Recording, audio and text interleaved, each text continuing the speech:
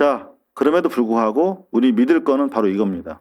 이 대통령 지지율 최고치 67% 유지, 민주 43%, 국힘 17%. NBS 지표조사 결과가 야, 튄 줄 알았어? 일부 너무 세게 나와서. 근데 2주 연속, 네. 2주 연속 67%. 심지어 부정 여론이 줄어들면서 20대에서는 52%까지 올라가고 있습니다. 그리고 부울 경우 66대 25. 대구조차, 대구 경북조차도 56대 32로 대통령을 지지하는 이 뉴 이재명 현상 가속화되고 있다. 이게 희망입니다. 아, 쿵짝을 좀 많이 못 맞추는 것 같아요. 그쵸. 그죠? 너무 안타깝고 해명을 좀 해야 되는데 김어준 씨 뉴스 공장에서 닉슨 워터게이트 얘기까지 해버리니 지지자들의 그 얘기 마음에 무슨 얘기 요즘 못 봤는데. 불을 지르는 거예요. 너네 닉슨 탄핵된 거 봤지? 네. 워터게이트 사건으로 탄핵됐는데 이재명 대통령 그렇게 만들려는 꼴 아니었어? 라는 걸로 또 탄핵 물타기 얘기를 또 예, 몰아가더라고요. 그래서 민주당 지지자들은 물론 그렇겠거니와 또 새로 유입된 우리가 뉴 이재명이라고 하는 그 층들에게는 굉장히 큰 상처의 발언들이었어요. 탄핵이라고 하는 이야기 자체는 입에 올리는 순간 프레임이 돼요. 그거는 하지 않는 게 좋은데 자꾸 어제에 이어서 오늘도 그럼 탄핵 얘기가 계속 나오는 것이면 본인들의 의도와 달리 예. 이게 악용될 소지가 있는데 좀 아쉽네요. 그죠?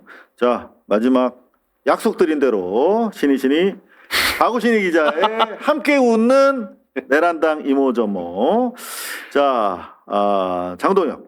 지방선거 전 징계 논의 중단, 오세훈 인적 쇄신 요구는 외면. 오세훈이 어떻게 되는 거예요? 오세훈 시장 오늘 후보 등록하지 않겠다, 공천 신청하지 않겠다고 아까 발표했습니다. 그러다 버스 문 닫히면 낮춰도 그러니까 상관없다는 건데요, 일단은. 그러니까 개인콜 부를 것 같은데. 그럼 개인 콜 불러서 간대요? 근데 오세훈 시장 입장에서는 일단 첫 번째로 자신감이 있는 거고 이미 본인이 첫 수가 괜찮았기 때문에 당이 이렇게 반응을 해주네? 그럼 조금 더 위로 붙여도 되겠다. 가 자신감이 있는 거고 두 번째로는 만약 본인이 요구하는 문제가 해결되지 않으면 어차피 본선 나가봐자 진다라는 의미가 있기 때문에 예, 본인이 나가서 상처를 입는 것보다는 만약 그렇게 지선이 지게 되고 나면 거봐라 내 말 안 들어서 졌지 하고 나서 이후에 당권 싸움에 오히려 좀 들어갈 수 있는 옵션이 열리는 거죠. 그러니까 생각보다 오세훈이가 머리를 수싸움하고 있네요. 그러니까 저도 이분이 이제 그 전에 서울시장 던졌을 때 비하면 그래도 좀 발전을 하겠다 좀 되긴 하고.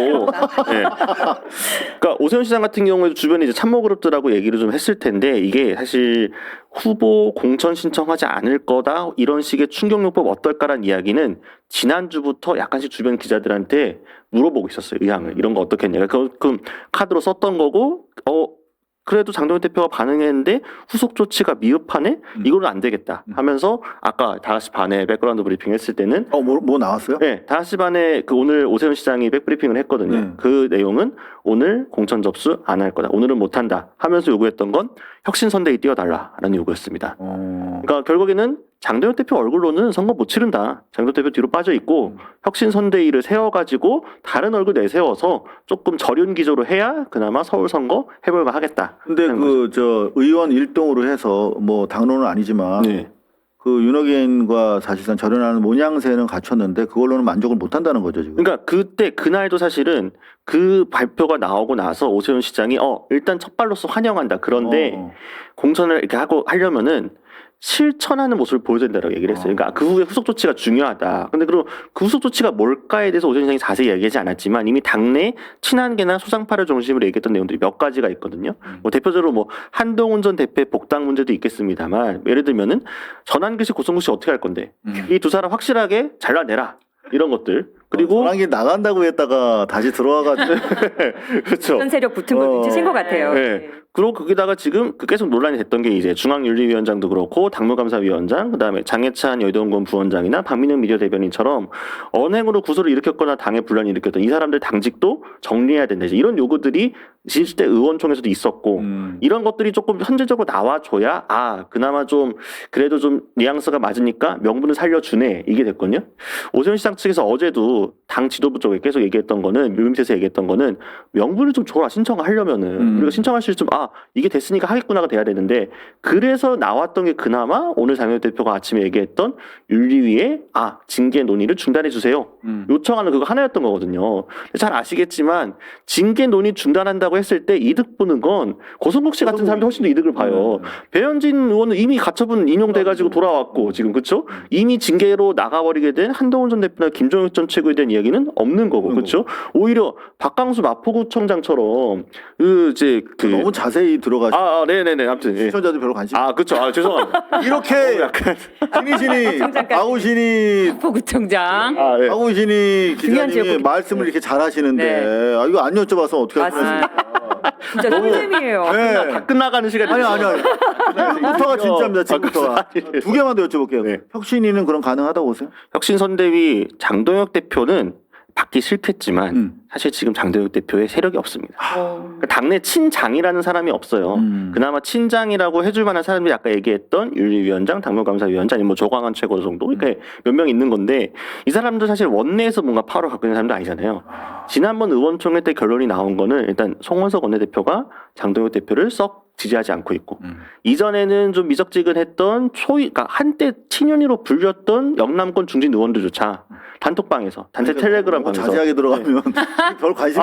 그렇죠. 논거를 알려주셔야 되니까. 혁신이가 뜰 수 있냐 없냐? 저는 혁신선대위가 뜰 수 있다 봅니다. 네, 뜰 수 있다. 장동혁은 막고 싶겠지만 막을 힘이 없다.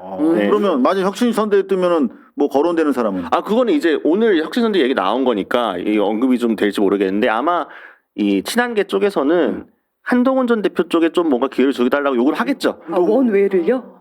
근데 뭐 원외 혁신선대위 뭐 안 해봤던 것도 아니고 예전에 뭐 김종인 전 비대위원장 몇 번 했었잖아요. 근데 그 할아버지랑은 다르지. 그렇죠. 근데 당연히 한동훈 전 대표를 원하는 친한계의 입장은 친윤계가 또 받아들이지 않을 거기 때문에 아마 혁신선대위 누구 띄울 거냐 가지고 또 한참 동안 공존을 하겠지만 근데 최소한의 컨센서스 있습니다. 하나. 장동혁 얼굴로는 선거 치르면 못한다. 야, 근데 우리가 이렇게 관심 있는 척 리액션하기가 되게 힘들다. 그렇죠. 별로 관심 없으시죠? 아니, 재미는 있는데, 네. 여하튼 재밌었어요, 그죠? 네. 근데 하나만 더 여쭤보면 세계일보 대구 경북 통합도 못하고 우리도 이젠 남할란다. 대구 경북 선거와 우리가 남이다. 지금 뭐 지지율이 지금 보면 MBS 같은 경우 그렇죠. 민주당과 이재명 정부를 지지하는 게 막 이제 역전되고 있잖아요. 그러면은 아마 이제 거기 나온 선수들도 상당히 당황하고 있을 것 같고. 그렇죠. 그러니까 최소한 이게 지지율이라는 게 그렇잖아요. 여론조사에서 샤이 보수가 실제로 생기는 거죠. 그리고 보수층이 쪽팔려 하는 거죠. 그러니까 여론조사 아예 피하니까 실제로 이 사람이 내가 그렇다 민주당을 찍을 거야는 아니겠지만 민주당을 지지했던 사람들은 흔쾌히 여론조사에 응대를 하는데 대구에 살면서 보수정당 평생 찍어왔는데 나 이번만큼은 도저히 못 찍겠어 라는 분들이 여론조사 하면 탁 끊어버리는 상황이 되니까 이제 여소 지표가 이렇게 차이가 나는 거잖아요. 이런 분위기가 계속 가면 이 사람들이 투표장에도 안 나갈 가능성이 있죠. 그러니까 지난 총선 때는 그래도 부산이나 이런 분들이 여론조사에 응하지 않았지만 그래도 투표는 나가줘야지라고 해서 해준 거잖아요. 그래서 이제 뚜껑 여러 가지 달랐던 건데 만약 장동혁 대표 이런 기조로 가게 되면은 진짜로 대구 경북에서도 안 나가는 사람들이 생길 수가 있다.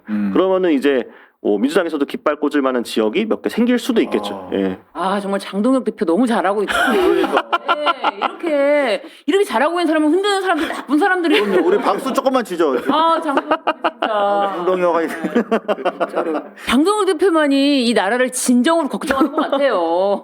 더 이상 국힘에 근데 국힘에 지자체 장을 만들면 안 된다. 20년 넘게 민주진영에서 하고자 했던 그 내용을 혼자의 힘으로 대구를 할 수 기가 막히다, 있다니. 진짜. 민주의 도시로 다시. 그러니까 이제 주진우 의원도 막 선대위 나오고 싶다라는 얘기도 나오고 막 그런 거 아니겠습니까? 그렇죠. 주진우 의원도 이제 해운대 나가가지고 본인이 그러니까 해운대 있다가 나와서 나 부산시장 하고 싶어 이런 얘기하고 실제 여쭤보면 박형준 시장이랑 큰 차이가 안 나더라고요. 그러니까요. 보게 나와야 되면. 돼요. 네, 그렇죠. 그러면은 부산을 위해서 큰일 할 사람. 그런 맥락에서 보면 또 한동훈 전 대표 응원하는 분도 굉장히 많죠. 맞습니다. 꼭 출마해라. 아유. 꼭 출마해서 3자구도 만들어달라 이런 분도 꽤 많죠. 인간 네. 출마를 반드시 해야 근데 이제 그 선수들은 뭐 단일화 하고 그러진 않겠죠? 뭐 지금 기준에서 어려울 것 같고 한동훈 전 대표는 급하기 때문에 아마 근데 부산이나 대구 중에 나올 가능성이 있죠. 네. 한동훈이요? 네네네. 대구 나갈 것 같습니다. 진짜. 대구 그 친구가 나올 수 있을까? 그쵸.